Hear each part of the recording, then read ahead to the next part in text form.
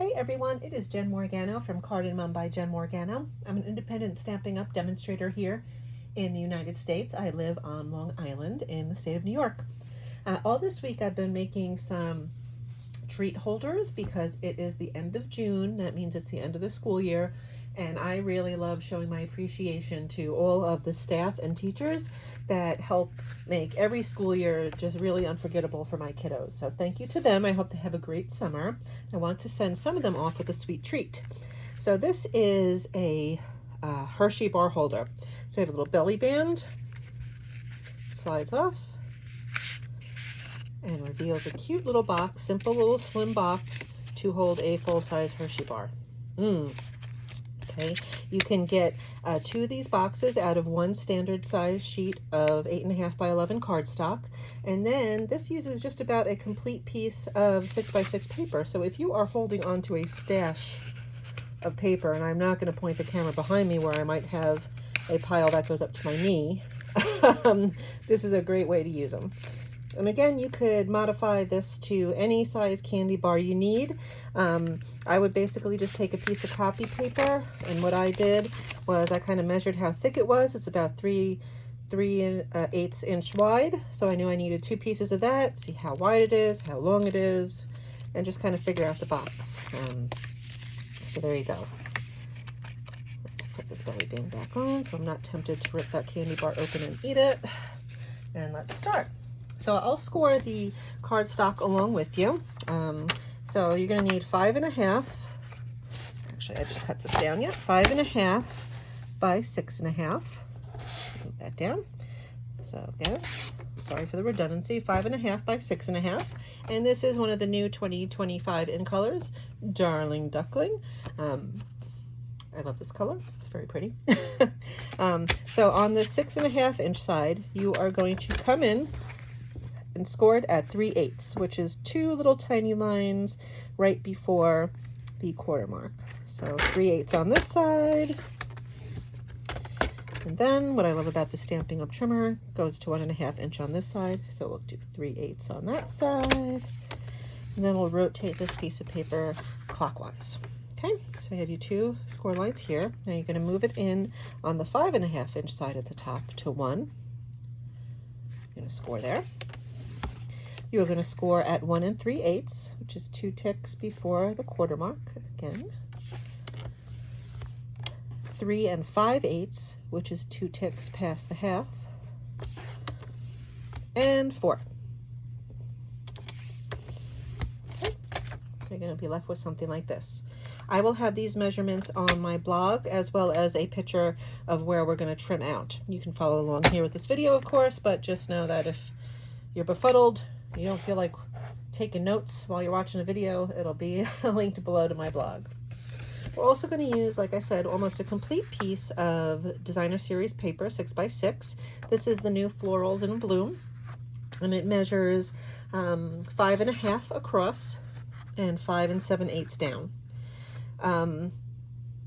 We're going to be scoring along the 5.5 inch side. Just be mindful if your paper has a pattern like this sort of does that goes in a direction, you want that vertical. So if you have a direction that's going up, point that pattern up, and it's going to be 5.5 by 5 7/8.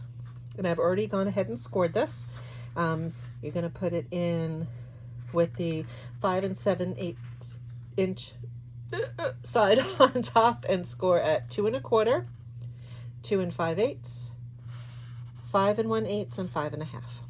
Okay, so now that our scoring is done, let's come in with a handy dandy bone folder and get this going. I'm just going to burnish along all of those score lines.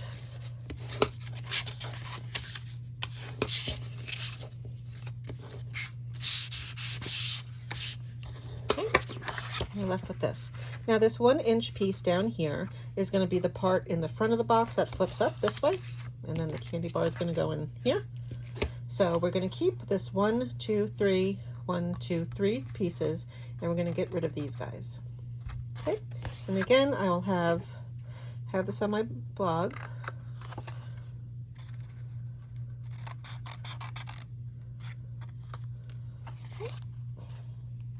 down to there.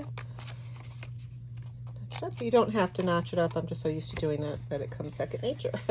And then you're just going to cut these 2 lines on either side. And because we're folding it inward, I like to get just rid of a little bit of bulk, so I kind of cut up on a diagonal too, just to get rid of a little sliver. I'll come over here, do the same.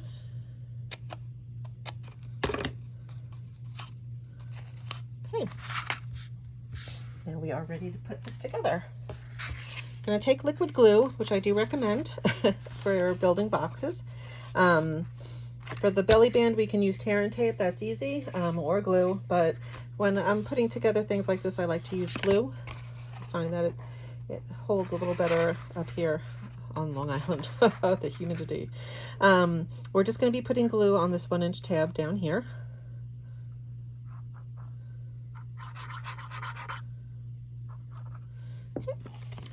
Over, we're going to hold these little tabs in and then kind of swing these 1-inch pieces in.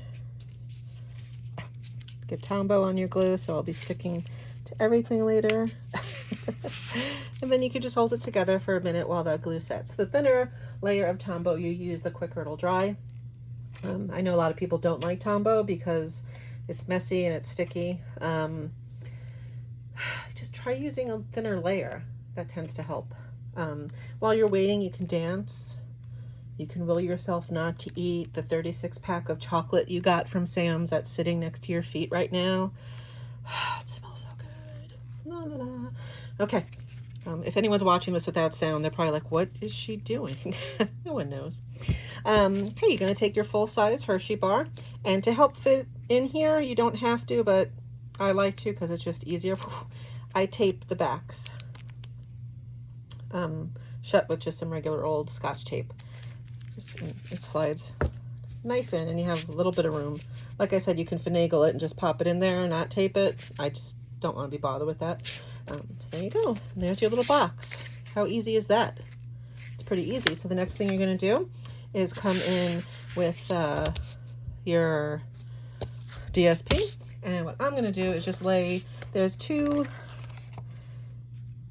1/4-inch type of panels here. I'm going to put tear and tape on the last one.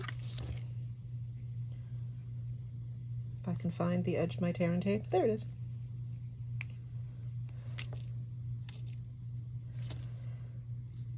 Okay.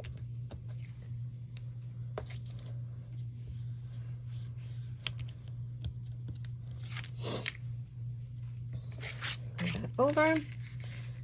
Put my piece here. Fold this over so that it's flat on the inside, right? And then just line up my edge, and there you go. Isn't that cute? There you go. I might have done it upside down. Have I done it upside down? Yes. There we go, but that's okay because we could just wiggle it back on. So there we go. How cute is that? You got a little border. You can decorate the front however you'd like. All right? Well, thank you for watching. I hope you enjoyed. I certainly enjoyed it. Can't wait to make these and get these out of my house because the smell of the chocolate's killing me. Thank you for watching. If you like what you see, please hit the subscribe button below, and you can be alerted every time I put a new video up or project. Again, I will also put links to my social media and blog down below. You can check those out too if you'd like to follow me on Instagram or Facebook, get my newsletter, etc. Have a great day, and I hope you get to do something crafty. Bye, guys.